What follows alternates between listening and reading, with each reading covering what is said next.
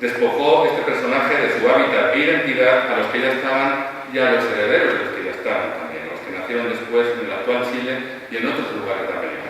Los asalvajó, si me permite el neologismo, y los cosificó para poder tratarlos como mercancías o como despojos criminales. Ocurrió con Jamie Button y con su pueblo patagónico, ocurrió con los desaparecidos de la era Pinochet y ocurre cada vez que el fascismo toma el poder. Estos tres personajes acuerpan otras tantas ideas clave, presentes en los tiempos de la historia, pero hay una buena excusa para defender la lectura solapada de estos tiempos sin que parezca falada. En mi opinión, estas ideas no están muertas, están fuertemente operativas en la cultura y en la literatura contemporánea, las ideas que representan estos personajes. En esta era de las fake news o del neopopulismo que cada vez se parecen más a los viejos fascismos. Y que se parecen porque también beben de fuentes universales, por ejemplo, los del pensamiento mágico, que será el protagonista de la segunda parte de esta charla. Con todo ello, la estructura completa para esta charla sería la siguiente. Vamos a enfatizar tres perspectivas en las que América Latina se lee hoy como factor profético para fenómenos que evidencian lo que podríamos llamar la crisis del relato de la globalización. Para evitar con un poco... ¿Se me oye bien? Es fuerte.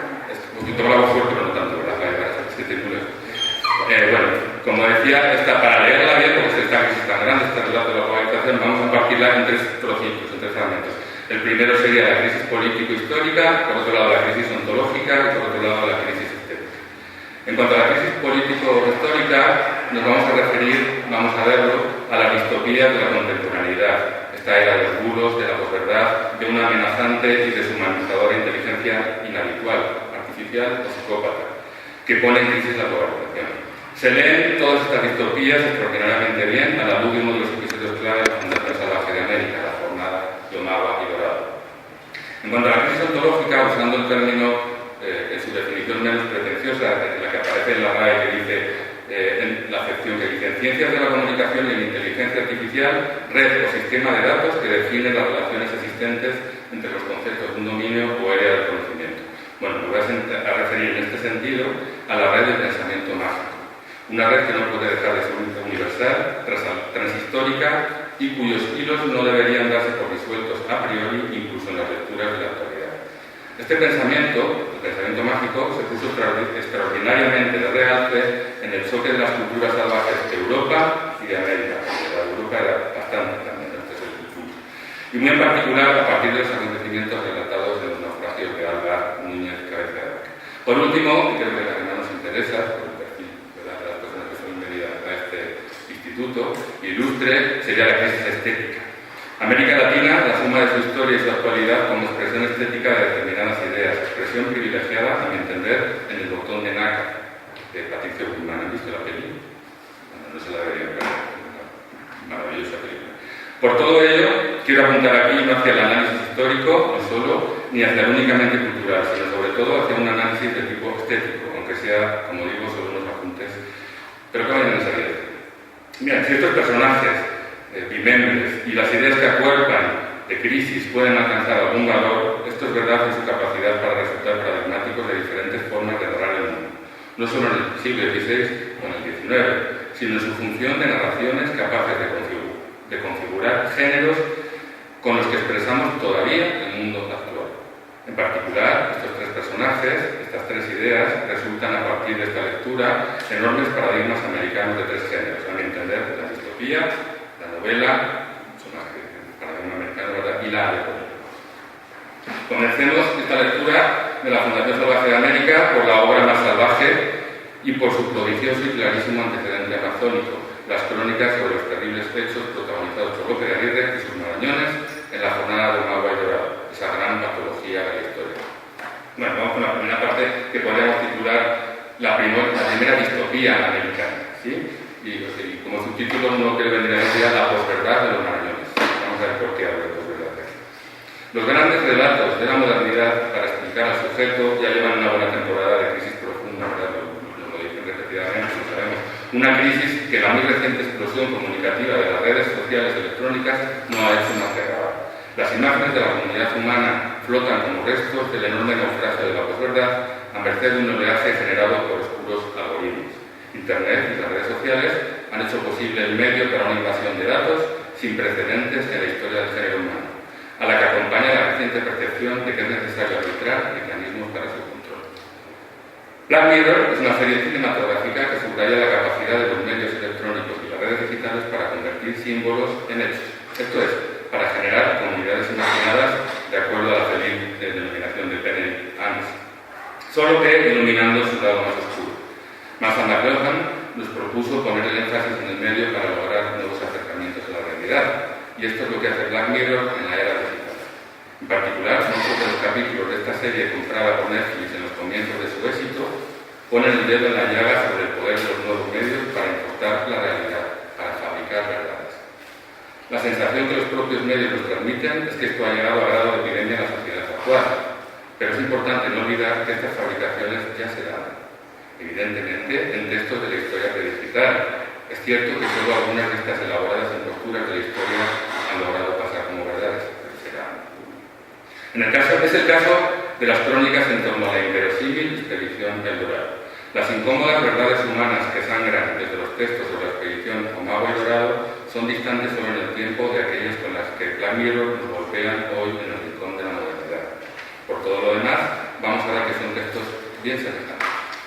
Les invito a continuación a explorar estos paralelismos entre Black Mirror y los archivos coloniales en torno a la expedición El Dorado, capitaneada sanguinariamente por Lope de Aguirre, igualmente conocido como el Loco, como el Peregrino, y que tuvo la osadía incluso de firmar al menos una vez como el Traidor. Si hay un nexo claro entre los relatos que se han conservado de los marañones y muchos de los momentos narrativos clave de Black Mirror, es el que pone en evidencia el poder de los medios de comunicación para amplificar el poder de los territorios de la culpa, el miedo o el odio. En ambos textos, Black Mirror y las crónicas sobre el Dorado, son igualmente llamativos los mecanismos con los que se confunden las cadenas de la culpa y las del terror. En el caso de la expedición al Dorado, se trenza por parte de Aguirre una pegajosa tela de araña en la que el perverso conquistador quiere atrapar a sus marañones. Pero también, y esto ya no es bien conocido, los soldados de la expedición, una vez a las órdenes de Aguirre, van a construir lo que en la práctica hoy parecería una sofisticada red de troles que torpedean la verdad histórica. Estamos hablando, por tanto, de tres grupos de textos, ¿verdad? Los que van a configurar la versión de Aguirre, los que van a configurar los segundos, la versión de los marañones, que va a ser diferente de la versión de Aguirre, y como paratexto, como marco, el Black Mirror, ¿verdad? La contemporánea, el tercer grupo. El primer corpus es el de la versión de Aguirre. Contamos con unas pocas cartas firmadas por él y con un documento de alta tradición a la monarquía, a lo que parece cuidadosamente planeado por él. Tenemos como segundo corpus, como os decía, el conjunto de documentos que permitirán el remake de los hechos por parte de los marañones. Un grupo de relaciones, versiones, que a mi juicio son un seguro plagio de una primera crónica tan perdida como premeditada en su principal objetivo, que era hacer pasar a Aguirre como único culpable. Esta versión acabó teniendo un gran éxito en la historiografía, pues logró que la imagen de la jornada que pasara a la historia fuera solo la de su mitad más visible, la de la temeraria y sanguinaria locura de Aguirre. Esta segunda versión, por supuesto, trata de ocultar la responsabilidad de sus autores, marañones, en los crímenes del Dorado. También en el tercer caso, el de Black Mirror, se va a tratar de historiografiar al ser humano mediante la disposición sistemática de medios capaces de generar efectos de realidad, no realidad, sino efectos de realidad. Bien, como decía, el primer grupo de valiosos documentos de la expedición al Dorado por el río Marañón está integrado por tres cartas firmadas por el río Marañón, que era el Amazonas, ¿verdad? Pero bueno, a partir de ciertas confusiones que viene el apelativo a sus soldados de Aguirre. Bueno, este primer grupo, este primer corpus, está integrado por tres cartas firmadas por Lope y por la proclamación de don Fernando de Guzmán como príncipe del Perú, que era uno de los nobles que iban a la expedición, pero cuando matan a los generales en la historia, cuando matan al general puesto por el rey, pues lo proclama general. No se sabe muy bien si general o príncipe, rey, aquí es parte del lío que vamos a ver. Bueno, las tres cartas firmadas por Aguirre son la conocida carta al rey, que seguramente conocerán, otra carta menos conocida, pero también muy interesante, que se dirige al padre provincial de Montesinos, que es el primero que trató infructuosamente de detenerlo en su avance sanguinario, ¿verdad? Es el primero por coincidir, bueno, no por coincidencia, pero que con su barco está frente a él y no puede detenerlo. Y por último hay una tercera carta, pero con interés en lo retórico, que es la carta a Pablo Collado, un gobernador muy cobarde en su El otro texto de este primer paquete al que podemos atribuir la autoría más o menos directa de Aguirre, es ese insólito documento de entronización de Fernando de Guzmán, que conlleva la desnaturalización de los reinos de España y está sellado al final por la firma de gran parte de los maraños, los que quedaban vivos, porque esto va produciendo una velocidad increíble, ¿verdad? Con lo cual, estos pasarían inmediatamente a quedar identificados como coautores del peor de los crímenes cometidos por Aguirre, el de lesa majestad. Es muy importante destacar que entre estas firmas se cuentan algunas, las firmas que están al final de la proclamación de don Fernando, se cuentan algunas de los autores del segundo grupo de documentos, los autores de las relaciones, ¿verdad?, con las que conocemos en la expedición. La gran mayoría de estas relaciones concuerdan como a voz en coro en la relación de muchos hechos. Entre estas coincidencias se suele presentar a Aguirre, además de feo, pequeño y contrahecho, como temible y extremadamente inteligente para su escasa cultura y muy bien dotado en las artes de la manipulación de los demás.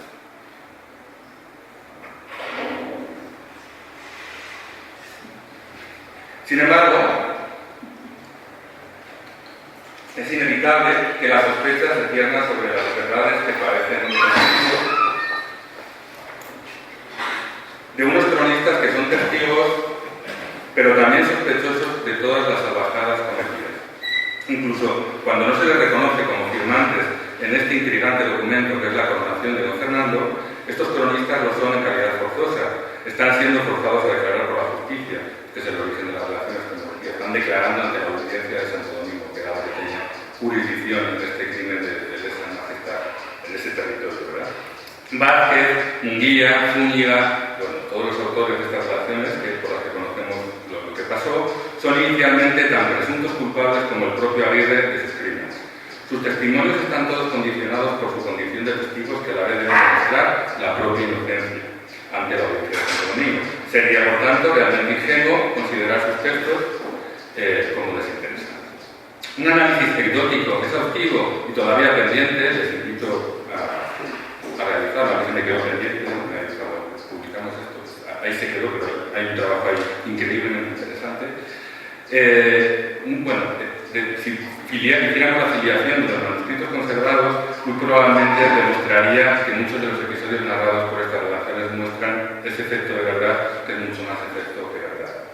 Para empezar, los marañones cuyo testimonio configura estas cartas de relación fueron abandonando a Aguirre en muy diferentes momentos de la expedición. Por lo tanto, ellos hablan necesariamente desde muy diferentes etapas de una forma redomagua que comenzó en territorio de los Chachapoyas, en la Amazonía peruana actual, y terminó en territorio de la actual Venezuela después del paso también sanguinario por ahí de la Margarita, ¿verdad? Esa incursión marina. Esto ya remite a puntos de vista necesariamente diferentes, pues estaban obligados a dar testimonio de sucesos que a veces les quedaban ya muchas lejos. Cuando están declarando la audiencia, hablan de cosas que ya no vieron, ¿verdad? Muchos de ellos. Y sin embargo, sus relatos de eso que ya no vieron son extraordinariamente parecidos. A veces calcados, llamativamente idénticos también en las actitudes de las palabras antiguas. Si les pasamos, ustedes conocen las aplicaciones estas para detectar plagios, eso, seguro que sí, no sé, la Turnitin, que es una de las famosas, si le pasamos el Turnitin, esto, vamos, da todas las alarmas rojas, ¿no? que le ponen, seguro, estoy segurísimo, da más plagio que la que hago conmigo. Lo cierto es que el modus operandi que cabe sospechar a raíz de este análisis textual es muy similar a los usos en la era de Twitter para la expansión viral de información no contrastada, como esos grupos de WhatsApp que carga el diablo, tienen esa velocidad tremenda sin contrastar. Pero si algo coincide en señalar todas las versiones, es que Aguirre no era tonto. Por medio del diseño de algunos cortafuegos, él ya había intentado socavar ese previsible ataque a su persona que lo señalaría como un único culpable. Puede que por su temida inteligencia y quizás también a raíz de las poco hiladas prácticas que debían ser habituales entre la soldadesca lumpen que había quedado sin oficio y beneficio a estas alturas de la conquista, lo cierto es que los documentos atribuibles a Aguirre, las cartas y la coronación de don Fernando de Guzmán evidencian claramente que él está tratando de urdir una trama conducente a la culpabilización de todos sus marañones, o de gran parte de ellos. Aguirre jamás negará sus planes traidores y sus crímenes de lesa majestad. Sería una inconcebible mancha sobre su honra, una honra que es de tipo feudal en su caso. Eso es lo característico de él. Una honra ya en extinción en su época. pero que para él sin duda es más importante que su vida o la vida de su hija. Conocen el episodio, ¿verdad? Que cuando mata a su hija al final, si no hablamos luego de verdad, pero es una muerte por honra, ¿sí? Bueno, pero lo que no está dispuesto a consentir es que pasen por inocentes aquellos tan traidores como él en sus ojos, pero sin honra, a diferencia de él. Es perfectamente consciente de que estarán dispuestos a mentir para salvar el proyecto. Es como ese malvado de las películas, ¿verdad?, que al final intenta, dice, yo me caeré ahora mismo, tú te caerás conmigo. Eso es lo que intenta hacer. Ese es el jefe de la. No sabemos hasta qué punto hubo fieles a la corona, algunos hubo quizás, entre los expedicionarios que Aguirre intenta enmarañar en sus redes. Pero si atendemos a las maniobras documentales en las cartas de Aguirre y en la proclamación, es claro que su intento era de llevarse consigo al infierno, por lo menos al garrote, a todos los que pudieran. Aguirre sabe desde su diseño que la proclamación de desnaturalización de los reinos de España y de coronación de don Fernando como príncipe del Perú se convertirá, si se da el caso del fracaso de sus planes, en la peor pesadilla de aquellos marañones que traten de reintegrarse al orden imperial, como soldados fieles. Si bien las intenciones de Aguirre no dejan lugar a dudas, las relaciones de los marañones no son unánimes en la sucesión de los hechos que llevaron a la existencia de este documento de la proclamación. Este es un caso interesante, porque voy a poner el ejemplo, hay más, ¿verdad?, pero este es el más claro. Si atendemos a todas las versiones a la vez de cómo se hizo esta firma de este documento que llegó hasta nosotros, es un momento especialmente confuso. Cuantas más versiones leemos, más lejana parece la verdad. Aquí sí que no hay coincidencia. El efecto es parecido al actual de las invasiones de bots y de troles en la red de verdad sobre un personaje, sobre un sujeto. Se genera una confusión, una maraña que impide acceder a la verdad. Algunas versiones hablan de que solo unos pocos de los marañones se negaron a firmar la proclamación aun a riesgo de su vida. Otras versiones sobre la proclamación, en particular aquellas cuyas firmas aparecerán, aquellos versionadores, ¿verdad?, cuyas firmas aparecerán en el documento que conservamos, señalan que ninguno de los marañones se atrevió a negarse a firmar, que todos lo hicieron salvo los enfermos. Algunas versiones hablan de un primer intento de los conspiradores, todavía no se había señalado tanto a Aguirre entre ellos, ¿verdad?, se llegará después, de un intento de nombrar otro general de la expedición después de matar a Ursúa, el gobernador de esa expedición, como decía, ¿verdad?, y conquistar el Dorado o lo que fuera para la corona. Otras versiones, sin embargo, ponen desde el principio el énfasis de la traición en el objetivo del crimen, ¿no?, de cargarse al rey, de sustituir. ¿Sí? Esto es su plan, que él manifiesta claramente, de volver al Perú y hacer una especie de república, no se sabe muy bien, pero de desnaturalizarse de esos reinos. ¿Sí? Bien, pero la risa de Aguirre sobre los ingenuos que creen que van a ser perdonados por el rey después de matar a un gobernador nombrado por él, y la propia estrategia de tierra quemada refuerza desde luego la hipótesis de que su apuesta era al todo o nada. La versión más interesante para interpretar los hechos en clave de la mente perversa pero brillante de Aguirre es la del Marañón Custodio Fernández, cuya firma, por cierto, no es reconocible para nosotros entre los firmantes de la proclamación, pero aquí en Aguirre sí se cuidó de señalar, de singularizar con nombre y apellido después en sus cartas, como uno de los capitanes que le quedan después de haber matado a todos los fieles del rey. Merece la pena rescatar las palabras exactas con las que Custodio cuenta los hechos. Dice: acabado de firmar todos los soldados en un papelito, está contando cómo se procedió la firma de este documento tan interesante. Que no había cosa escrita sino las firmas. Está diciendo que Aguirre les hizo firmar un documento en blanco. Tomó lo que Aguirre aquellas firmas y guardólas. Y base a su posada con el escribano y hace que haga autos sobre aquellas firmas como los soldados habían firmado por su voluntad y que no les habían hecho fuerza para jurar. Y hace que en estos autos nombran a don Fernando de Guzmán por príncipe, y para ello lo juran y se desnaturan de los reinos de España. Y que no quieren otro rey ni príncipe, sino a don Fernando. Y como tal príncipe moriría por él, y como a tal le besan las manos y por tal hizo que hiciese este auto, que no le dijese a nadie al escribano, que así lo hizo, porque pensaba de príncipe a don Fernando, como lo hizo, aunque después no. Sí, que es lo que hacía Aguirre, hacía príncipes, pero no trabajo, era como un deporte. ¿Será cierta esta añazada del papel en blanco que llevaría a una inevitable condena a muerte de todos los firmantes? Frente a la verdad de otros hechos, es bueno recordar que entre todas las relaciones solo esta versión de Custodio habla de esto de la cinta invisible, de este episodio. Será más bien un intento a la desesperada por alejar todo lo posible la propia responsabilidad de unos hechos imperdonables, un intento tan inverosímil que no se atreve a recoger las otras relaciones. Si nos atenemos a otras circunstancias que rodean los hechos, a los contextos y no solo a los textos, el panorama se despeja un poco más. La relación de Pedro de Munguía ¿verdad? Es especialmente significativa estos efectos. Por una parte, esta relación es imposible que haya sido copiada de otras porque fue el primero en abandonar a Aguirre, por estrategia o por convicciones no es fácil saberlo. Fue, por tanto, también el primero que entregó su relato a las autoridades. Desde ese momento, su punto de vista pasa a ser explícitamente sospechoso, ¿verdad? Pero ya no existe otro proceso. Por otra parte, Monguía sí aparece como firmante de esta romancia. Miren lo que dice Pedro de Monguía respecto a nuestra primera relación. Les hizo el dicho López Aguirre un parlamento en que les decía que cada uno dijese su voluntad de quedarse allí o de tener a don Fernando por su general y príncipe. Y todos dijeron que todos querían venir a servir a don Fernando y hacer todo lo que ustedes. Y algunos que lo hicieron muy de su voluntad. Y otros a su pesar. Mas no podían hacer otra cosa porque quedarse allí desarmados era cosa desesperada. Porque 4 españoles que tomaron a mano a los indios se lo comieron. Mejor volver a ser, mejor firmar y firmar lo que hiciera todo. ¿Quién dice la verdad? ¿Qué lío es este de voces y de verdades? Y esto es el principio, de verdad, que nos ponemos en los documentos, hay mucho, ¿verdad? ¿A quién le interesa más mentir? Sería una pregunta interesante. ¿Quién está en las mejores circunstancias para hacerlo? ¿Quién maneja más y mejores recursos de información para poder reproducirla o adulterarla o multiplicarla con las mejores garantías de éxito? Es imposible saber, conocer, si nos limitamos al texto. Hay más probabilidades, como hemos visto, sumando texto y contexto.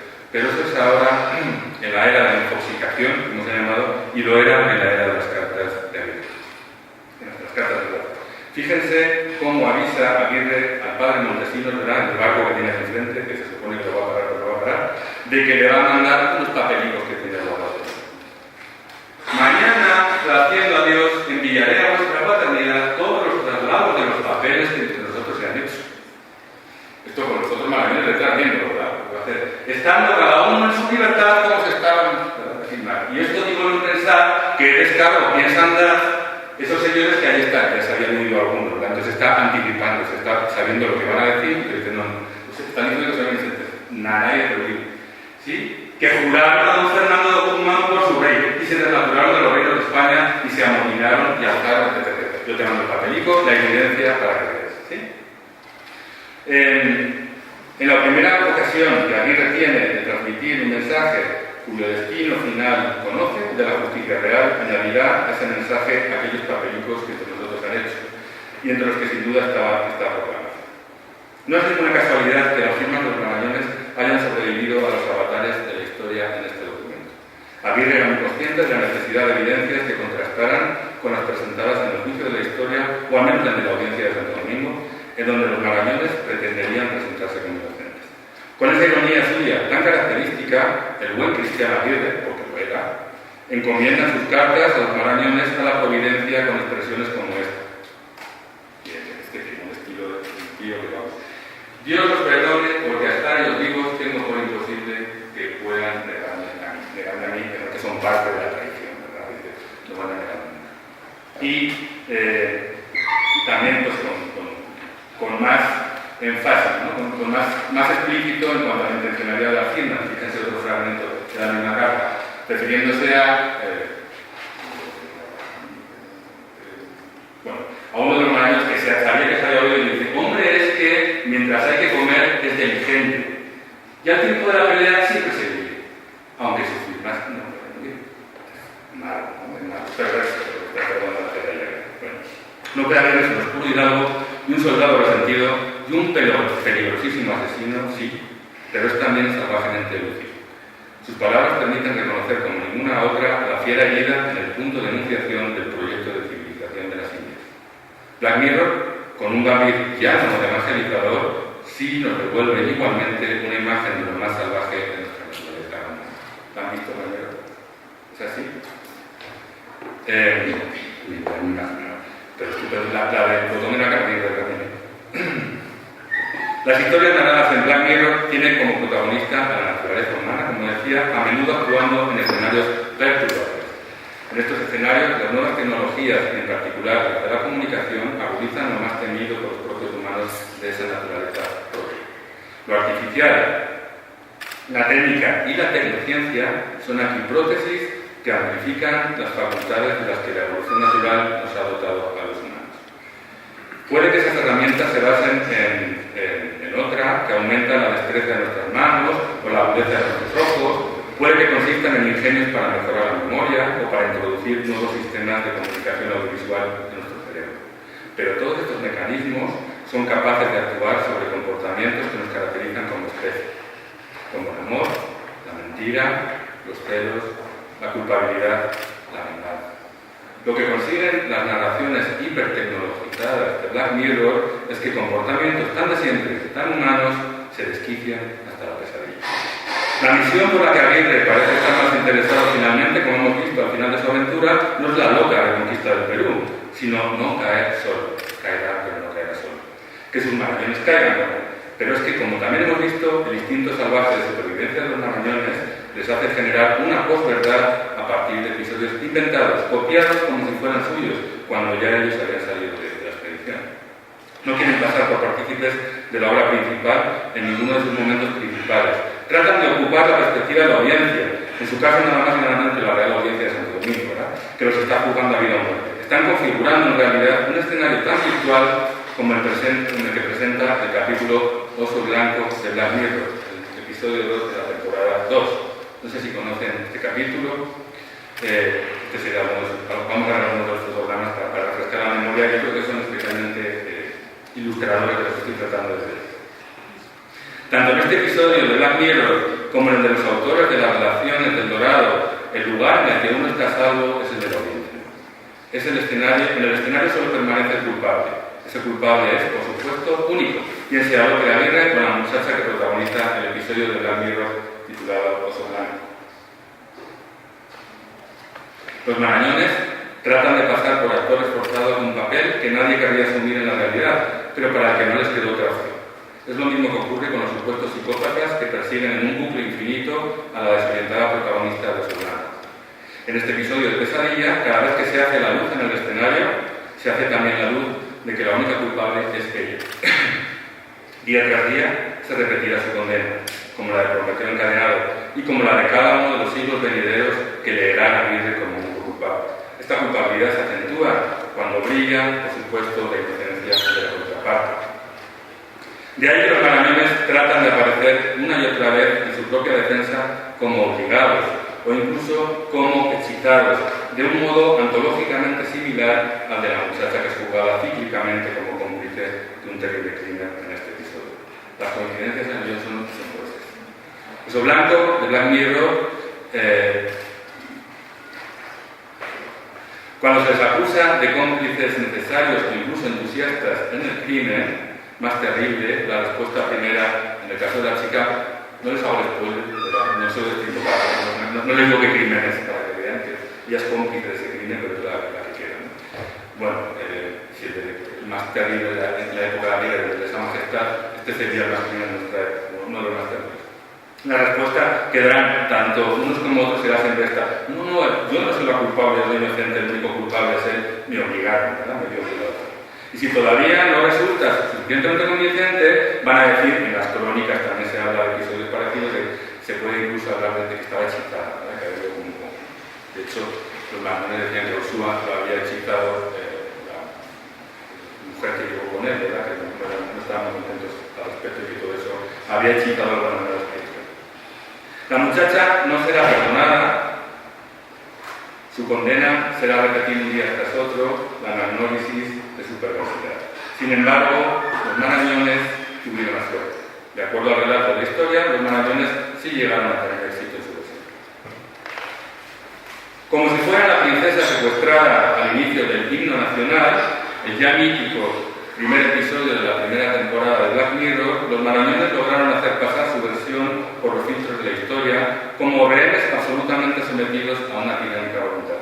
Van a focalizar en una única persona la responsabilidad sobre todo el trauma social que se va a desencadenar. De modo similar, se va a tratar de focalizar en una única persona, el secuestrador, la responsabilidad de la degradación democrática que supone que millones de electores contemplen absortos los resultados del chantaje que se hace al Estado en el episodio 1 de Black Mirror, ¿verdad? Que el premier británico copule en directo en la televisión con un cerdo. Ese es el chantaje que se le hace. No es fácil hallar motivación cuerda alguna para el suicidaje al Estado por parte de ambos episodios, tanto el provocado por el tirano del siglo XVI como el del secuestrador del siglo. ¿Por qué hacen esto? ¿Por qué hacen reconquistar el Perú? ¿Qué locura es esa? Que el premier copule con un cerro en la tele. ¿Esto qué es? Echa la duda, ¿verdad? No es fácil encontrar algo racional ahí. La conclusión, sin embargo, y la imagen de la asesora del primer ministro británico en el capítulo nos acerca quizás a la única razón posible, una motivación quizás existencial, ¿verdad? Se trataba de que estos personajes demostraran su hipótesis de la vida. En el episodio 3 de la temporada 2 de Black Mirror, el momento Waldo, lo protagoniza ese bicho azul digital que tienen ahí, un muñeco virtual que se llama Waldo, y que esconde tras su irreverente grosería hacia el status quo a un monologuista tan irrelevante fuera de su papel en la industria del espectáculo como lo era Lope Aguirre en el proyecto Imperial inicialmente. Ambos personajes, Waldo y Lope, se saben no peores que los líderes políticos de sus respectivas realidades. Esto es, en la monarquía transatlántica española del siglo XVI y en el contexto de los populismos que van ganando poder de las democracias del siglo XXI. No es cierto que las circunstancias han hecho que ambos personajes manejen los hilos que mueven las redes de comunicación. El bufón Waldo ha llegado a formar parte de los candidatos a la presidencia de Gran Bretaña mediante una incorrección política inimaginable en un diputado, pero nada ajena al estilo de Aguirre. Muchos de ustedes lo conocerán, pero nunca está más recordar este estilo de Aguirre, tan políticamente incorrecto, en su célebre carta al rey. Es posible que lo conozcan. Un trocito que dice, pues mira, rey español, por cierto tengo que dar pocos reyes al infierno, porque son pocos, dice el tío, que si muchos fuesen, ninguno podría ir al cielo, porque creo que hay señores peores que Lutero, según tenéis ambiciones y sed y hambre de altar de sangre humana. Mas no me maravillo, ni hago caso de vosotros, pues os llamáis siempre de menos edad, y todo hombre inocente es loco, y vuestro gobierno es aire y viento. A Dios hago solemnemente voto, yo y mis 200 reconceros marañones, conquistadores, hijos, dado de no te dejar ministro tuyo a vida, porque ya sé hasta dónde alcanza tu reino. Que me vas a perdonar, eso es el discurso dirigido también a sus marañones, ¿verdad? ¿Qué me vas a perdonar? ¿Cómo se lo van a creer?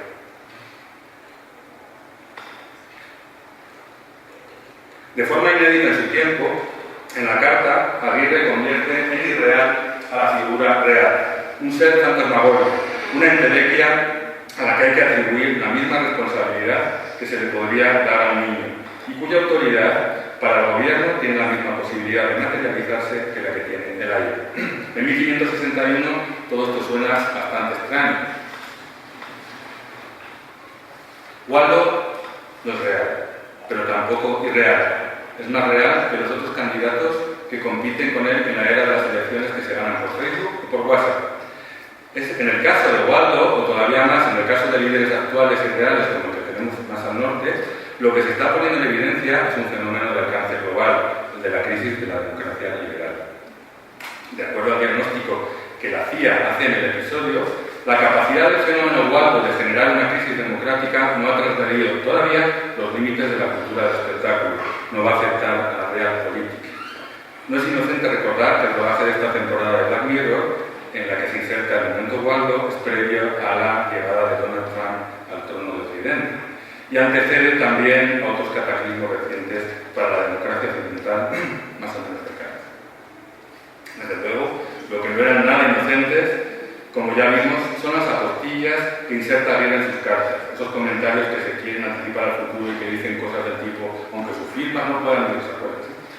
Estas firmas se parecen mucho a los recuerdos de la protagonista del episodio de la temporada 1 de Black Mirror, titulado Toda tu historia. Pues sus recuerdos en ese episodio tampoco pueden ir.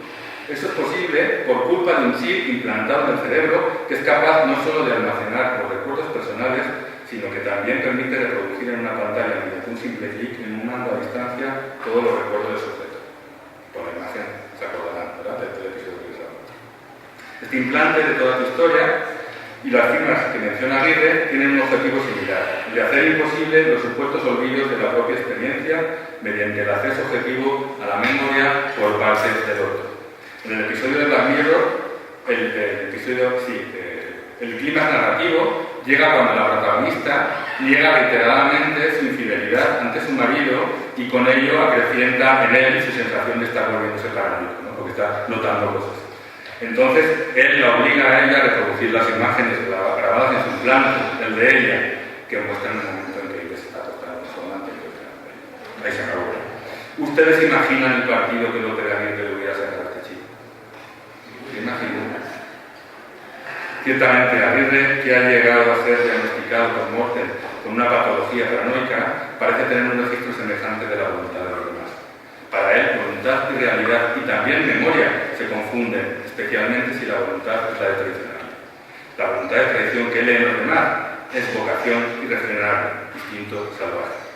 Las consecuencias de la constante valoración de los demás sobre nosotros no son hechos importantes únicamente para interpretar las acciones de López Aguirre, son el leitmotiv del primer episodio de la temporada 3 de Black Mirror, Caída Complicada. En este capítulo, la valoración social con estrellitas o puntaje, tipo la que hacemos después de usar Uber o TripAdvisor, ¿verdad? Estas cosas de un sitio, la misma, se hace sobre las personas con las que interactuamos. Ello tiene una repercusión positiva o negativa en el ascenso o descenso de casta de la persona evaluada. Pues esto es lo que se recrea aquí, un sistema digital de castas con diferentes derechos dependiendo de las estrellas con las que uno cuenta al final del día.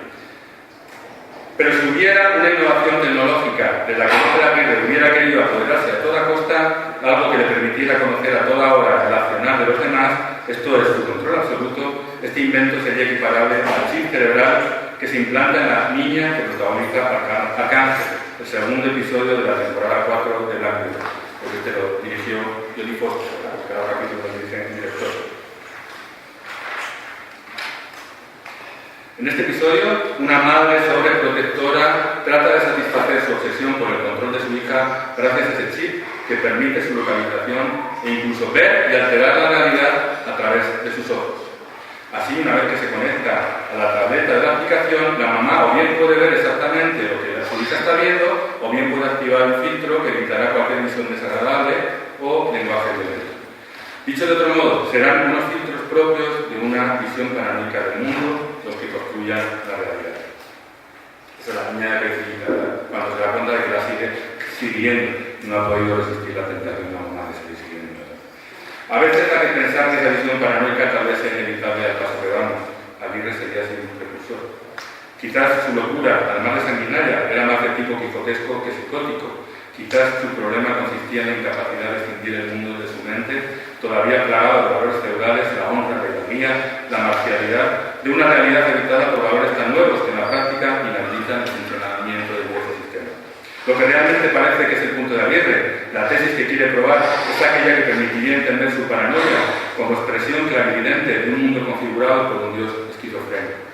El capítulo 6 de la temporada 3 de Black Mirror, Odio Nacional, para terminar con nuestro repaso, es como una invitación a trasladar una situación semejante a la contemporaneidad. En este episodio, personas que han sido objeto de la ira de las redes sociales mueren, nadie sabe cómo, más o menos lo mismo que pasa cada mañana del campamento de Aguirre, que todo el mundo se acuesta, pero nadie sabe que se va a levantar, ¿verdad? Pues un puñal de trabajo. Allí todo el mundo que está bajo sospecha está en riesgo. Y lo peor es que no hay forma de saber qué demonios hay que hacer para quedar libre de la sospecha en el caso de Aguirre. Y en el otro camino. Las investigadoras destinadas al inquietante caso, en el episodio de Black Mirror, que sirve de soporte al argumento de Odio Nacional, descubrirán que las causantes de las terribles muertes diarias son unas abejas biónicas controladas por un hacker, al que tratan de dar caso. Es relevante añadir que en el curso de investigación se desvelará también que estas ejecuciones programadas, frente a su apariencia aleatorias o programadas, sí van a tener una clara motivación. En este episodio se revela el poder de las nuevas redes sociales para generar cadenas de odio, de las que la víctima no va a poder escapar. Serán el más odiado del día y como tal será ejecutado por las temibles ciberabejas en un momento del día. Disculpen el destripe del suspense, ahora sí que se lo voy a hacer porque si no, no lo puedo explicar, aquellos que no lo han visto, pero comprobaremos finalmente que son presa de esta misma cadena de pesadilla no solo el más odiado del día, sino también el que empezó el movimiento de odio hacia él con un primer mensaje, el que empezó la cadena, ¿verdad? Y que en este caso va a ser una maestra de educación infantil. Resulta que toda la maniobra del hacker que ha hilado esta cadena de odio está destinada a una revelación social, a una catarsis colectiva. que todo el mundo deja de ser inocente una vez que entona el yo acuso contra otro ser humano. Ese ser humano es tan responsable de una acción reprochable contra otro ser humano como el odiado. Ese acusador que se define y se cree inocente es sino también el que empezó el movimiento de odio hacia él con un primer mensaje, el que empezó la cadena, ¿verdad? Y que en este caso va a ser una maestra de educación infantil. Resulta que toda la maniobra del hacker que ha hilado esta cadena de odio está destinada a una revelación social, a una catarsis colectiva, que todo el mundo deja de ser inocente una vez que entona el yo acuso contra otro ser humano. Ese ser humano es tan responsable de una acción reprochable contra otro ser humano como el odiado. Ese acusador que se define y se cree inocente es un odiante activo. Es en realidad el hater instigador de todo el mal que caerá sobre la víctima del día. Es tan culpable como el más odiado y como el hacker que está enmarañando la red, el más odiado. Estamos ante la misma etiología de la paranoia de Aguirre. Una paranoia que, como sugieren las crónicas y su proceso de elaboración, parece extenderse mucho más allá de los límites de una posible mente de mente. Las listas de traidores que atesora Aguirre con sus documentos actúan igual que el registro de odiadores del hacker. Aparecer en esa lista o firmar en la de Aguirre es sellar un destino fatal en el sentido más trágico del género, en su traslado distópico a la era en la que la honorable tragedia ya no es posible. Se trata en ambos casos de identificar como los culpables últimos del sinsentido ya no a Aguirre o al hacker que controla el fuego de quien morirá hoy, ni siquiera a Felipe II o al más odiado del día. El auténtico objetivo eran los odiadores, los marañones que se embarcaron en una expedición desde el principio espuria a ojos de Aguirre y los participantes del juego inconscientes de que es imposible salir de él sin la mancha mortal de la culpa. Desde esta perspectiva, no son solo los vilipendiados como el feo y loco y pobre Aguirre los que merecen la muerte, sino los que creen tener la capacidad de salvarse hundiendo a otro ser humano. Ese es el punto de algunos de los villanos de Black Mirror. Y es exactamente el mismo punto de Lope de Aguirre, el peregrino de los siglos. La imagen que se proyecta en los espejos ensangrentados del salvaje Marañón hace más de 4 siglos es tan desjarretada como la que agoniza al final de muchos episodios de este negro laberinto de espejos que es Black Mirror. Lo salvaje de Aguirre y de sus marañones es lo salvaje de Black Mirror, porque es lo salvaje psiquiátrico o lo salvaje ontológico del ser humano, cada uno que elija la versión que prefiera.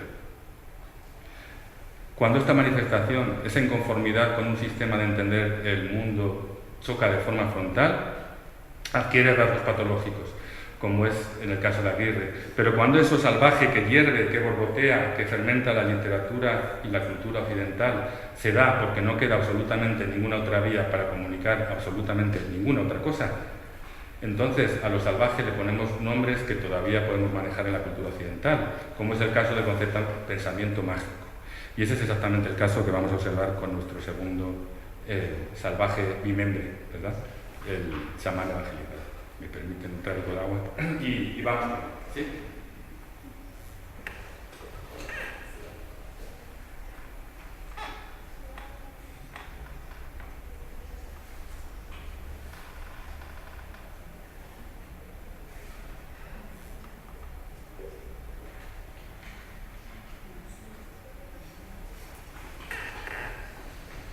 Vamos entonces con la segunda parte que protagonizaría Cabeza de Vaca, que va sobre mafia y crisis ontológica y que podríamos titular como creencias náufragas, ¿verdad? Así, algo así.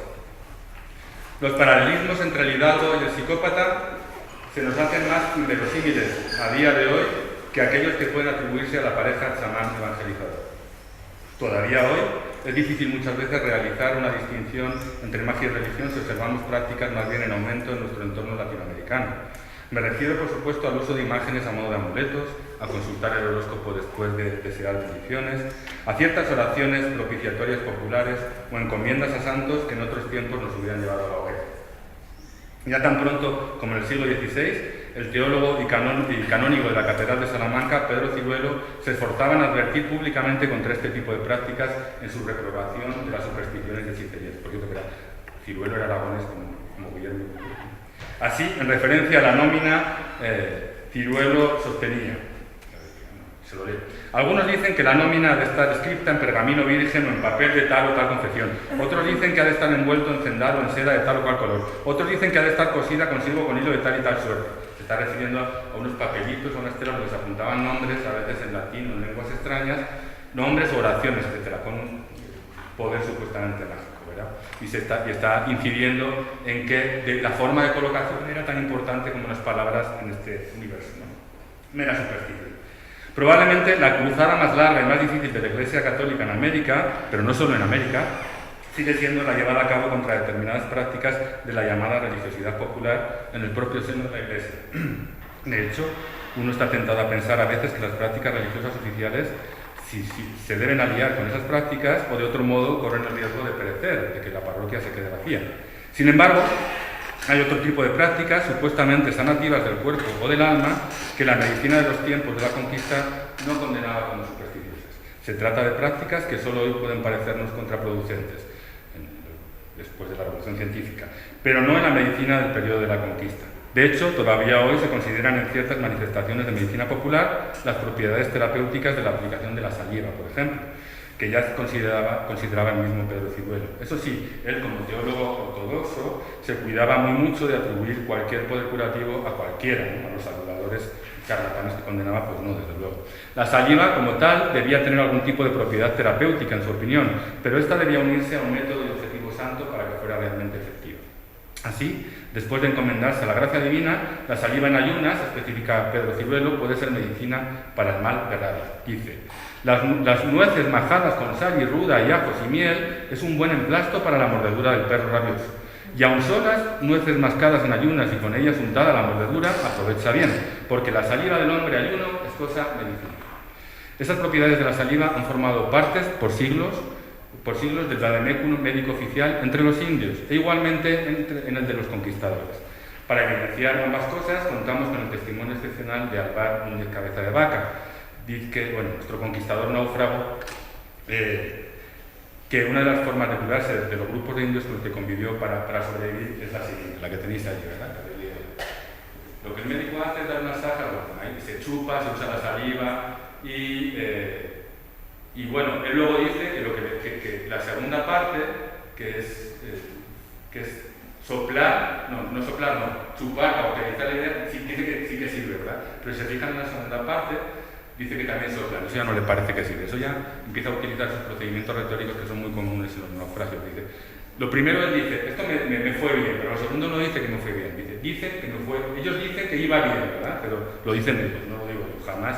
Me voy a cuidar muy mucho de decir determinadas cosas. Esto es muy propio del discurso de Cabeza de Vaca, es parte de su estrategia retórica. Es muy significativa esta distinción. Bueno, lo de soplar para curar se basa en cosas que no se ven y que corresponden al reino aéreo de los espíritus, reino colonizado al 100% por los preceptos de la Santa Madre Iglesia. Téngase en cuenta que este aire que se sopla debe ser, en el mejor de los casos, pagano, ahí en el contexto de Cabeza de Vaca, pues actúa en un territorio todavía no evangelizado, o quizás evangelizado hace tanto tiempo que ya se perdió la memoria, hecho en el que se sostendría en el buen natural que Alvar encuentra a veces en los indios. Había ciertas teorías que decían que había una evangelización previa, ¿verdad?, misteriosa, y documentos que casi la atestiguan, previa a la llegada de los españoles. Es entonces un territorio protocristiano y mágico. Su discurso presenta entre burlas y veras estas ingenuas creencias de estos indios que se encuentran todavía en la salvaje infancia de la civilización. Dice, continúa Cabeza de Vaca, en aquella isla que he contado nos quisieron hacer físicos, médicos, ¿verdad?, sin examinarnos ni pedirnos títulos. Porque ellos curan las enfermedades soplando al enfermo, y con aquel soplo y las manos echan de él la enfermedad, y mandárnoslos que hiciésemos lo mismo y sirviésemos en algo. Nosotros nos reíamos de ello, diciendo que era burla y que no sabemos curar, y por esto nos quitaban la comida hasta que hiciésemos lo que nos decían. Y viendo nuestra porfía, un indio me dijo a mí que yo no sabía lo que decían, decir que no aprovecharía nada aquello que él sabía, que las piedras y otras cosas que se crían por los campos tienen virtud, que él con una piedra caliente, trayéndola por el estómago, sanaba y quitaba el dolor, y que nosotros, que éramos hombres, cierto era que teníamos mayor virtud y poder. El aire es coto del Espíritu Santo, no de espíritus chamánicos, y las piedras, ¿cómo van a curar simples piedras, que ni divinas ni humanas son? Esta visión rusoniana, avant la lettre, de los indios, ¿verdad?, que trata de dar aquí Cabeza de Vaca, Indirectamente supone otra de las peculiaridades que distingue el discurso de Cabeza de Vaca de otras relaciones más ortodoxas de la conquista. En cuanto tiene ocasión, Cabeza de Vaca muestra a sus propios compañeros de conquista, otros españoles, como más salvajes todavía que los indios, pero en el peor sentido de la palabra. A ese propósito contribuye sin duda el relato de los españoles comiendo el animal más noble, el caballo, y por lo tanto envileciendo su sacrosanta misión conquistadora. Y sobre todo a ello contribuye la crónica de un acto de canibalismo, no ya entre los indios, sino entre los conquistadores, que aparecen en los naufragios. Dice así, no sé si les suena: comenzóse a morir la gente y 5 cristianos que estaban en el rancho en la costa llegaron a tal extremo que se comieron los unos a los otros hasta que quedó uno solo, que por eso uno solo no hubo quien lo comiese. Fíjense que es la pura limitación de los insumos humanos y no una revelación así ética la que detiene la carnicería, ¿verdad? Resultará finalmente que sí, que los conquistadores pueden aprender algunas cosas de los indios, dado que en su paganismo son capaces de mejores acciones que las de muchos declarados cristianos. Aquí es donde el testimonio de Cabeza de Vaca se enrisca peligrosamente, donde va a demostrar que sus habilidades retóricas son superiores a aquellas por las que ha pasado la historia como mágico aprendido. Es ciertamente prodigioso que un conquistador defienda habilidades extraordinarias de los indios en la curación de enfermos también como propias, pero más extraordinario es que logre hacerlo frente a la autoridad eclesiástica, siempre vigilante de las supersticiones y hechicerías. Veamos uno de los fragmentos de los naufragios que es clave al respecto. En vista de la exigencia de sus anfitriones de buscarse un oficio para ganarse la vida, el grupo superviviente de españoles debe comenzar a hacer eso mismo que hasta ahora provocaba risa: soplar para curar. Lo empiezan a hacer. Pero lo van a hacer con un aditamento inevitable, algo que sirva para dejar claro que todo lo que hagan queda encomendado a la gracia divina. Quiso Dios y su misericordia que todos aquellos por quien suplicamos luego que los santiguamos, decían a los otros, fíjense, decían a los otros que estaban curados, que estaban sanos y buenos, y por este respecto nos hacían buen tratamiento y dejaban de comer por dando a nosotros y nos daban poderes de otras cosas, ¿sí? Soplar y santiguar y rezar. Este experimento taumatúrgico hibrida la magia pagana con la liturgia cristiana, y en concreto con el ritual de la cruz, la seña de identidad cristiana por excelencia. Pero lo más interesante del caso es que al parecer funcionó. Digo al parecer porque Cabeza de Vaca, como estamos viendo, es muy prudente a la hora de expresarlo, ¿verdad? Dice que lo dice entonces. Quiso Dios... Pero esto me pasó. Bueno, ahí está. Nos saltamos una que es parecida, no hay problema. Vamos directamente al episodio, que es el último que saco de él, que tiene que ver con el episodio más increíble, ¿verdad?, que ha pasado en la historia de Cabeza de Vaca. Vale, es el siguiente. Dice: yo vi el enfermo que íbamos a curar que estaba muerto, porque estaba mucha gente alrededor de él llorando, y su casa deshecha, que es señal que el dueño estaba muerto. Y así, cuando yo llegué allí al indio, los ojos vueltos y sin ningún pulso, y con todas las señales de muerto, según a mí me pareció. Y lo mismo dijo Dorantes: yo le quité una estera que tenía encima, con que estaba cubierto, y lo mejor que pude aplicar a nuestro Señor fue servido de dar salud a aquel y a todos los otros que de ella tenían necesidad. Y después de santiguado y soplado muchas veces, llevaronme a curar a otros muchos que estaban malos de modorra. Y a la noche se volvieron a sus casas y dijeron que aquel que estaba muerto y yo había curado en presencia de ellos, se había levantado bueno, y se había paseado y hablado con ellos, etcétera, etcétera. Si bien la confluencia de oraciones cristianas con prácticas chamánicas complica aún más el acomodo de estos milagros incontrastables al dogma de la Iglesia, este mismo entorno protocristiano actúa como facilitador de cualquier práctica tendente a la necesaria evangelización de aquellos buenos salvajes. La situación de Cabeza de Vaca podría equipararse a la de los primeros santos y mártires de la Iglesia, que obraban en un contexto a los efectos de la fe completamente salvaje. Esta similitud de contextos estaría perfectamente ajustada a las siguientes palabras del maestro Ciruelo, quien con ellas está tratando de justificar en un mismo contexto preevangélico, salvaje de fe, la necesidad extraordinaria de milagros, que luego ya no se permitirían, ¿verdad? Dice Ciruelo: hicieron los santos primeros de la Iglesia de Dios aquellas sanidades con solo palabras y sin medicinas, porque en aquellos tiempos había necesidad de muchos milagros para confirmar la fe católica que predicaban para convertir a los infieles, gentiles y judíos. Más después, que ya fue convertido casi todo el mundo, cesaron los milagros. Y hubo de elegir el pueblo de Dios por las reglas de la doctrina católica de la Santa Madre Iglesia, hasta que Núñez Cabeza de Vaca llega entre los indios, ¿verdad? Y empieza a decir: bien, déjenme ver cómo vamos de tiempo.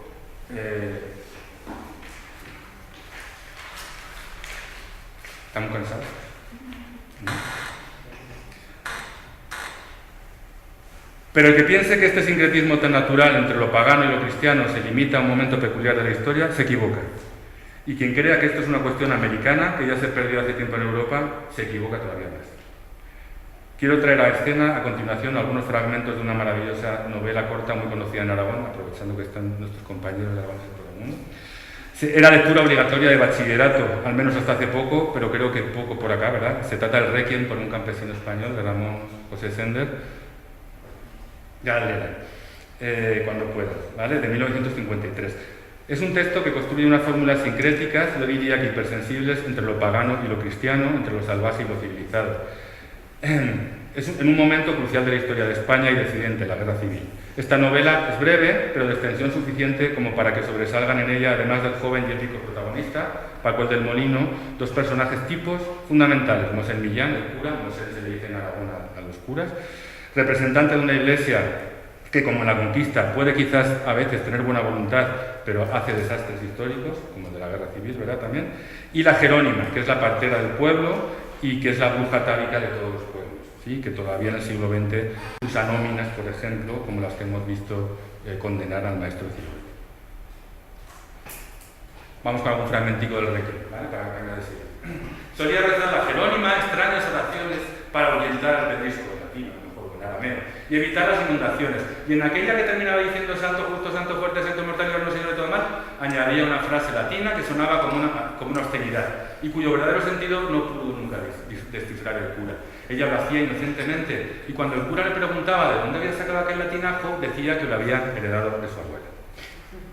La Jerónima es un personaje que asume algunos rasgos tradicionalmente adjudicados a este tipo de mujeres en muchas culturas tradicionales, no solo en las de las aisladas montañas de Aragón. Se trata de una figura tan respetada en el pueblo que se vuelve indispensable en momentos clave de la vida comunitaria, como son, por ejemplo, los partos. En este acontecimiento tan salvaje del parto, el más salvaje quizás, ¿verdad?, de la experiencia humana, la Jerónima y las brujas como ella siguen siendo figuras clave aun cuando la religión ha conquistado su territorio. En ese ritual civilizatorio de la bienvenida a la vida cristiana que es el bautismo, la Jerónima sustituye a la madre para llevar incluso al niño a la iglesia el día del bautismo. La madre se queda en casa. Esto no es un capricho de la novela, esto es un hecho que ocurría en muchos pueblos de Aragón, ¿sí?, en el siglo XX. Todavía. No sé si todavía, pero en el siglo XX ocurría. Este estado se trataba de un periodo de impureza que tenía que pasar la mamá, ¿verdad? Este estado de impureza lo registra James Fraser en La rama dorada, con su peculiar estilo, en muchas culturas.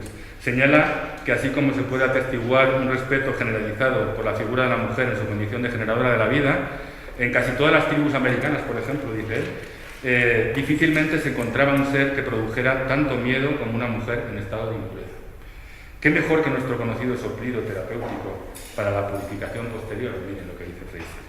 Para los indios Gribri, la impureza del puerperio es mucho más peligrosa que aún la catamenial. Cuando una mujer siente que su parto está cercano, se lo dice a su marido que con presteza construye una choza en un lugar solitario. Allí vivirá sola sin mantener conversación con nadie, salvo con su madre o alguna otra mujer. Después del parto, el curandero la purifica. ¿Cómo? ¿Cómo la purifica? A ver quién lo sabe, quién se atreve.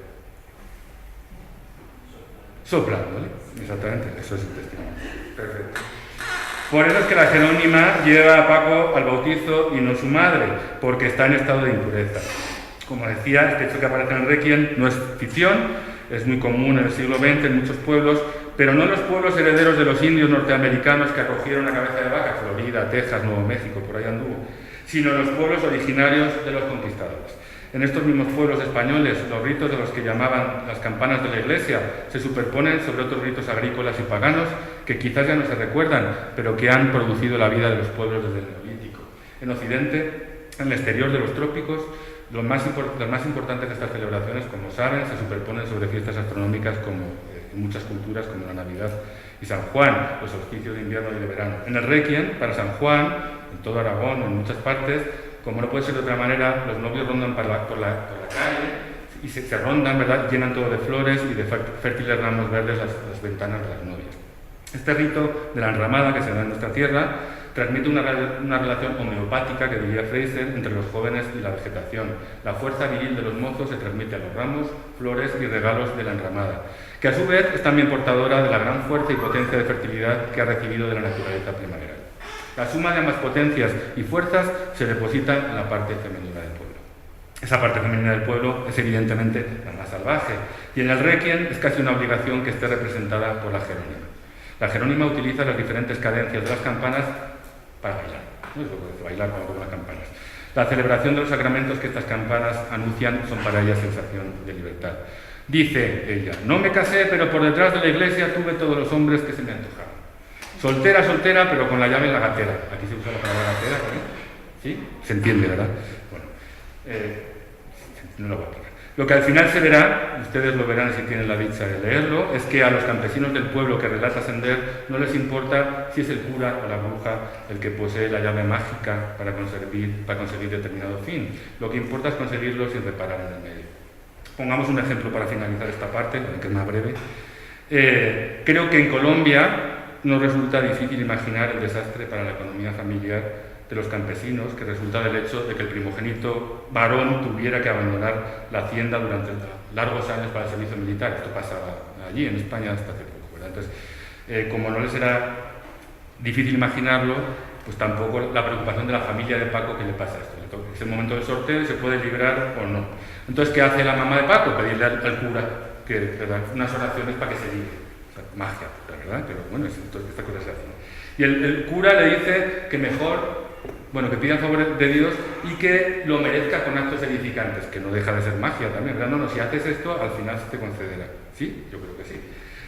La recomendación de José Millán, aunque parezca un soborno a Dios, como lo es en realidad, el caso de muchas de las oraciones que el común de la gente realiza, es una recomendación perfectamente ortodoxa. No había ningún problema con ella, ¿verdad? Pero al parecer a la madre no le parece suficientemente efectiva.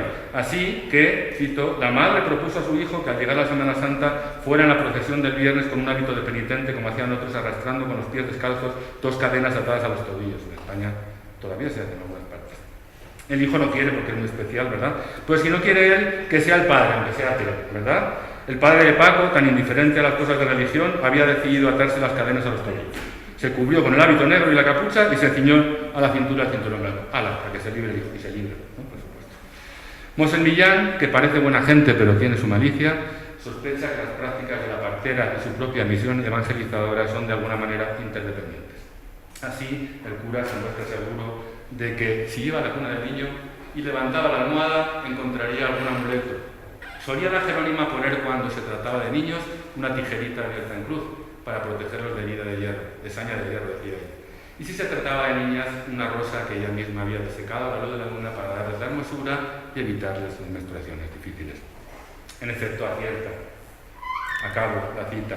En aquel momento llegó alguien buscando a la ensalmadora. Cuando ésta hubo salido, Mosén Millán se dirigió a la cuna del niño, levantó la almohada y halló debajo un clavo y una pequeña llave formando una cruz. Lo sacó, los entregó al padre y dijo: «Usted ve». Después rezó una oración. Pero ¿saben qué hizo el cura después? Poner un escapulario bajo la almohada. Lo mismo, ¿verdad? De otra manera. ¿Sí? Eso es lo que se le da. Vamos con la última parte, que es muy corta también. Vamos abreviando porque como nos vamos cansando, ¿verdad? Bueno, mira, lo que había calculado. Vamos entonces con la crisis estética, que un poco complementa todo esto que hemos dicho y que podríamos titular: el protagonista Jamie Button y bueno, los desaparecidos de las dictaduras de hace unas décadas, y podemos titularlo como los botones de la infamia. Vean esa película. Como el binomio magia-religión, hay amalgamas de acontecimientos en la historia contemporánea de América Latina que resultan tan determinantes como difíciles de sintetizar por vía de esas grandes ideologías que hasta hace poco eran capaces de explicarlo todo. Son fragmentos de la globalización política y social, cuya realidad simultánea se empareja de forma tan paradójica como a veces inquietante. Inquietante en particular desde las perspectivas de aquellos enormes discursos que fueron construidos, pareciera que en tiempos remotos, para la liberación o empoderamiento de los sectores sometidos de la humanidad. En este paquete de cosas viejas se incluye la democracia, aun cuando en muchos países de América ni siquiera llegó a ser adolescente. La democrática es una etiqueta adherida a los Estados-nación del siglo XXI de forma casi universal, pero ahora emite desde múltiples lugares ruidos de ahogado. Trata de sobrevivir frente a un poder financiero supuestamente aliado pero crecientemente hegemónico. Es también el caso del cada vez más claro riesgo de desaparición de una de las más dignas creaciones de la humanidad, el estatus de refugiado, aunque esto quizás lo percibimos mejor desde Europa bueno, y en Estados Unidos, ¿verdad?, que desde Latinoamérica. Bueno, ustedes tienen una realidad muy cercana ahora, pero no se está reaccionando igual, afortunadamente. Y es, por supuesto, el caso de la reproducción exponencial de la información que no distingue entre bien y mal y de la que hemos hablado en la primera parte de esta charla. Pero había otros lenguajes en la historia, además de estos grandes relatos que están en crisis, los del terreno artístico. Y esos no parecen para nada viejos, bueno, algunos, si nos atenemos a determinadas manifestaciones reveladoras de la actualidad. Hasta ahora, en esta charla, hemos hablado de crónicas distópicas del pasado y del futuro, y también de narraciones que precisan en su lectura de una enorme atención a la cultura popular, como la novela de Don Quijote, ¿verdad? Esto último está con nosotros, por lo menos, desde la primera gran novela, como les digo. Ahora vamos a ver otro viejo género, la alegoría barroca, que se manifiesta, en mi opinión, en poderosas narraciones del presente, o lo que tendría origen en la alegoría barroca, pero podemos llamar como alegoría en general, desde esta perspectiva, no cualquier alegoría. Vamos a ver unos pequeños detalles porque no da tiempo a más. En particular, por lo que tiene de reflexión sobre lo salvaje americano y por las maravillas estéticas que produce. Vamos a ver como exponente privilegiado de este género, la alegoría, la película dirigida por Patricio Guzmán titulada El botón de nácar. Vamos a hablar de ella más que de ella para continuar. Por tanto, para abordar los diferentes temas tocados en la charla, ha sido preciso partir de la premisa de que antes de que existiera una conciencia plena de lenguajes humanos tan importantes como el de la liberación del sujeto o el del empoderamiento de la mujer, se daban ya interpretaciones del mundo con otros códigos de tipo mágico, religioso, filosófico o incluso artístico-literario. Y también debemos estar abiertos a la idea de que algunos de los géneros concebidos en ese marco exegético se hablan todavía con fluidez en el escenario contemporáneo. Si no estamos abiertos a esas ideas, apaga y vámonos, ¿vale? No vale para nada la charla, estoy tratando de compartir. Uno de estos géneros es la alegoría, género barroco que en la lectura que me interesa seguir, la de Walter Benjamin, es también una idea estética. Esta idea creo que manifiesta una singular vitalidad en el escenario contemporáneo, especialmente latinoamericano. La alegoría es un género espectacularmente proteico y que debe concebirse como criatura de la historia de las ideas estéticas, si atendemos la identificación que de ella hace Walter Benjamin. Se trata de un código hermético, cuyas claves, tal y como fueron expuestas por Benjamin, remiten a coordenadas que, como ocurre en algunos acontecimientos de la historia actual, superan sin duda las de su interpretación clásica. Borges también supo ver con clarividencia, como en muchas otras cosas, este exceso alegórico del sentido, a partir de la Divina Comedia, que es una cita de su ensayo sobre Hamilton, que dice: Beatriz no es un emblema de la fe, un trabajoso y arbitrario sinónimo de la palabra fe. La verdad es que en el mundo hay una cosa, un sentimiento peculiar, un proceso íntimo, una serie de estados análogos que cabe indicar por dos símbolos. Uno es a pobre, el sonido fe; otro Beatriz, la gloriosa Beatriz que bajó del cielo y dejó sus huellas en el infierno para salvar a Dante. Sé que una alegoría es tanto mejor cuanto sea menos reductible a un esquema o un frío juego de este. Para nada con la idea clásica de la alegoría, ¿verdad?, como metáfora alargada o como encasillada, no tiene nada que ver con eso. Este sentimiento, del que habla Borges, proceso íntimo o serie de estados análogos, son tan reales como la necesidad de que su lectura se haga en el adecuado contexto cultural, político y religioso. Con seguridad, no es el mismo género de la alegoría latina clásica que el de la barroca. Ni siquiera pueden coincidir en su ideación el Trauerspiel luterano que ocupa el análisis de Benjamin con la que contra la reformista obra clásica de la alegoría que sería La vida suave, ¿no?, el drama contrarreformista. No podemos acercarnos al género como si fuera un ente transhistórico, por supuesto que no, inmune a los signos de los tiempos. Más bien, de acuerdo a Benjamin, es una expresión muy productiva de los signos de los tiempos. Debido a este origen de la alegoría, es desde una perspectiva tan abierta a la materialidad arbitraria, que es la que normalmente se identifica en la alegoría, en la lectura común, pero también a la trascendencia salvífica, desde donde puede adquirir todo su valor real el mero botón de nácar que protagoniza la película homónima, la escrita y dirigida por Patricio Guzmán. El rescate del fondo del mar de ese botón que se visualiza en la película va a servir para traer a la memoria imágenes de seres humanos convertidos en infrahumanos mediante su caza como animales o mediante su empaque como residuos tóxicos. Yo no lo sabía, pero me enteré al hacerme preguntas sobre la película que el nácar tiene la propiedad de ser orgánico e inorgánico a la vez, tiene ambas cosas. Esta propiedad, desde luego, no es casual para formar el título de la película. En realidad, en alegoría genuina, nada es casual, aunque todo lo parezca. Este botón de nácar Va a ser, a la vez, el pedazo de materia más mínimo, menos glorioso y más arbitrario que se pueda imaginar para traer a colación no solo la historia de Chile, sino nada más y nada menos que la historia entera de la infamia. La alegoría subraya una forma, la más pluriforme posible, que en el filme se hace equivalente a la forma del agua. Hace con ello un énfasis en las dimensiones arbitrarias del texto, esto es, en aquellas dimensiones pobladas por aquellas cosas o personas, que en la alegoría viene a ser lo mismo, cosas y personas, que en otros géneros jamás habitarían un ámbito protagónico. Miren ese botón. Esto es lo que sin duda ocurre en el botón de nácar a partir del desarrollo alegórico de la imagen de Jamie Button, el indígena robado y esculturado de su destino patagónico para nunca más saber reinsertarse en su tierra. Lo tienen en la parte inferior izquierda de la diapositiva. Se trata de una tierra, la Tierra del Fuego, en la que todavía hoy Gabriela Paterito, en la esquina superior derecha, la última indígena cahuesca, no encuentra una palabra en su idioma originario para nombrar a Dios. No existe la palabra de Dios. Tampoco esto es casual en el plan de la película, ni mucho menos en la alegoría. Pues este género precisa, para configurar el escenario humano con todo su dolor, la constatación del absoluto abandono de Dios. La revelación de este primer requisito de la alegoría, el abandono del mundo de un padre que ama y protege a la criatura humana, trae consigo en la alegoría el descubrimiento de que todo lo visible es absolutamente arbitrario, convencional, intercambiable. En esta forma de pedagogía estética que es la alegoría, el tiempo biográfico o de la historia es una mera sucesión de momentos accesorios y artificiosos que acercan a los personajes a su auténtica condición, la de cadáveres. Dice que sólo así, en cuanto cadáveres, pueden ser admitidos en la patria alegórica, lo dice Benjamin. Y así, las imágenes más impresionantes que caracterizan el botón de nácar son precisamente las que conllevan una acumulación de cadáveres a la pálida luz de la alegoría. La apoteosis alegórica, nos recuerda Benjamin, resplandece de pálidos cadáveres. En el botón de nácar, los amontonamientos de cadáveres quedan fuera de cámara, pero no así sus huellas en la historia. Se nos recuerda en la película como en un momento de la historia de Chile ya civilizado, se exhibía como trofeo de caza el testículo de un hombre Selknam. Hemos hablado de la última indígena Selknam, ¿verdad? Gabriela Paterito. O también el pecho de la mujer o las orejas de los niños. Este río de sangre vertido sobre la población aborigen del extremo sur de América, en uno de los hilos aparentemente divergentes es uno de los hilos aparentemente divergentes de la producción de cadáveres sobre los que tiran el botón de nácar. Es diferente solo en apariencia porque, al menos en la lectura de Benjamin, los trozos de realidades diversas que componen la alegoría responden a un plan cuidadosamente preparado. En ese plan, cuando pensábamos que estábamos siguiendo el hilo de una historia, acabaremos por comprobar que es una sola historia de otras posibles, que aquello a lo que estábamos asistiendo era la puesta en escena de una historia más grande, que contiene la primera y que solo los ausentes de esa primera historia, los muertos, están autorizados a protagonizar.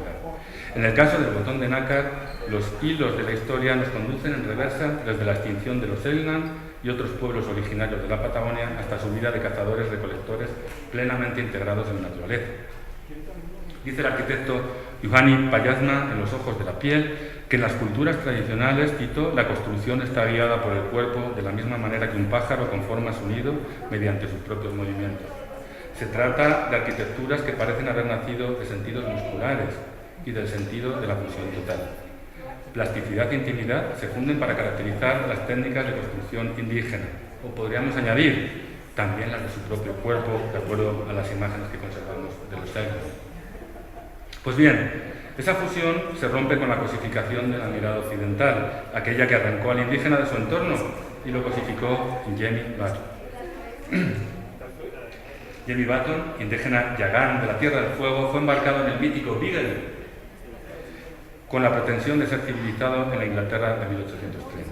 Fue con ello robado de su destino fueguino, un destino que nada se parecía al occidental en el siglo XIX. Este último destino es el que permite que Jamie sea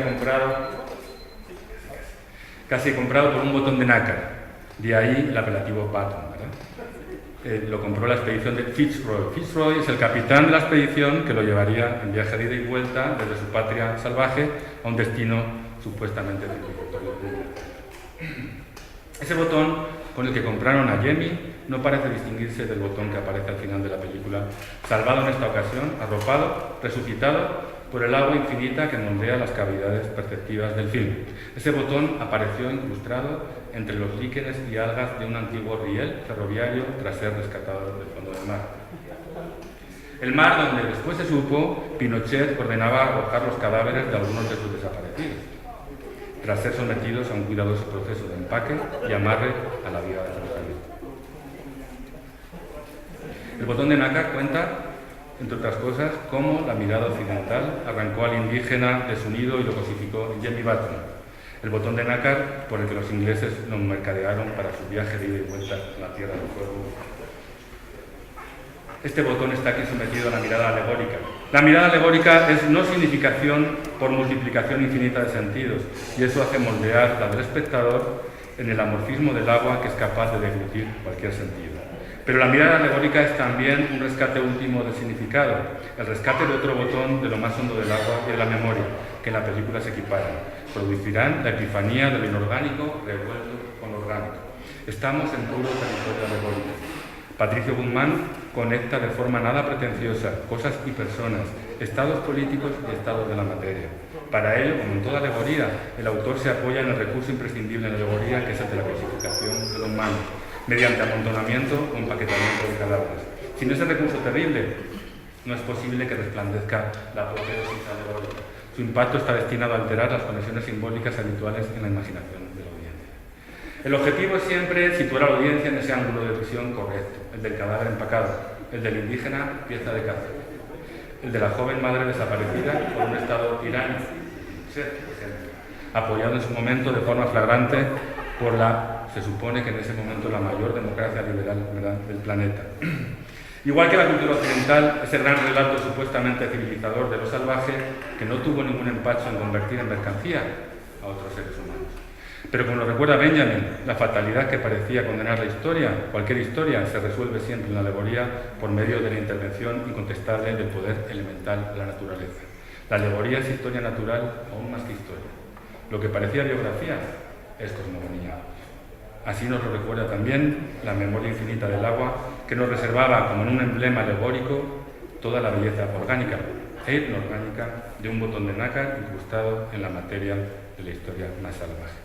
Déjenme terminar con un trocito de vídeo sobre la película para que vean esta epifanía, esta confluencia orgánica. ¿Sí? ¿Es múltiplo de 2 minutos de vídeo? ¿2? ¿Cómo vamos a ver eso?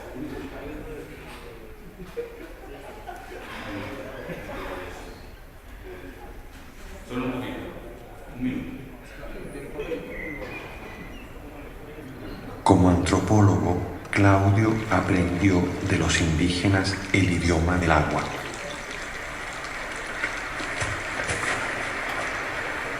Y los pueblos americanos consideran que todo está vivo y que una piedra está viva y tiene su espíritu y que el agua está viva y tiene su espíritu. Entonces, el agua es fuente.